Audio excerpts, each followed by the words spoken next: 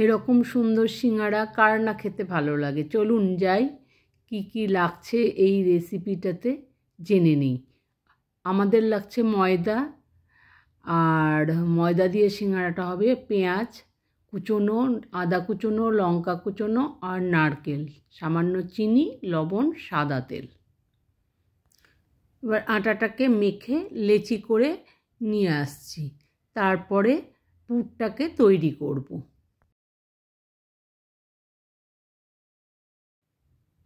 আটাটা মেখে লেচি করে নিয়ে এলাম। এবার হচ্ছে আমাকে নারকেলের পুরটা বানাতে হবে। নারকেলের পুরটা বানাতে গেলে আমাকে বাটিটার মধ্যে নারকেলটা ঢেলে নিতে হবে। নিয়ে তার মধ্যে পেঁয়াজ কুচি, আদা কুচি আর লঙ্কা কুচিটা দিয়ে দিতে হবে। দিয়ে সামান্য লবণ আর লঙ্কা দিয়ে ভালো করে মেখে নিতে হবে। ভালো করে মেখে একটা পুর তৈরি করব, এর মধ্যে আর কিচ্ছু লাগবে না। এবার পুরটার মধ্যে লঙ্কা, লবণ আর চিনি আর আদা কুচি, পেঁয়াজ কুচি দিয়ে পুরটাকে তৈরি করে নিলাম। ভালো করে মেখে, হাত দিয়ে ভালো করে চটকে মেখে নিয়ে তৈরি করে নিলাম। আর কিছু এর সাথে লাগবে না।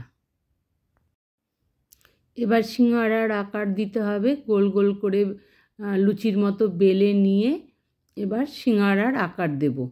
তার মধ্যে পুর দিয়ে, এটা যার যেরকম যতটা সুন্দর করতে পারে সে ততটাই সুন্দর করবে। এবার সিঙ্গারার আকার দিয়ে আমরা এটাকে তৈরি করব।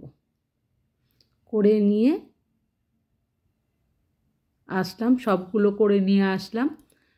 করে নিয়ে এসে এবার হচ্ছে সুন্দর শেপ দিয়ে সবগুলোকে তৈরি করে নিয়েছি।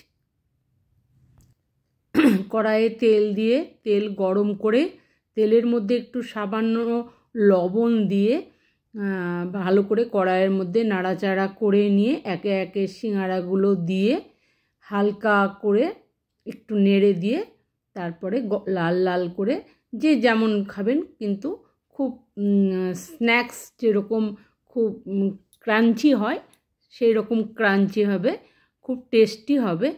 এবার এগুলো ভাজা হয়ে গেল।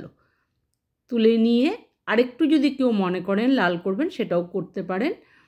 আবার এটা স্টোর করেও রাখা যায়, তাতে কোনো অসুবিধে নেই। যখন মনে হবে বের করে একটু গরম করে নিয়েও খেতে পারবেন।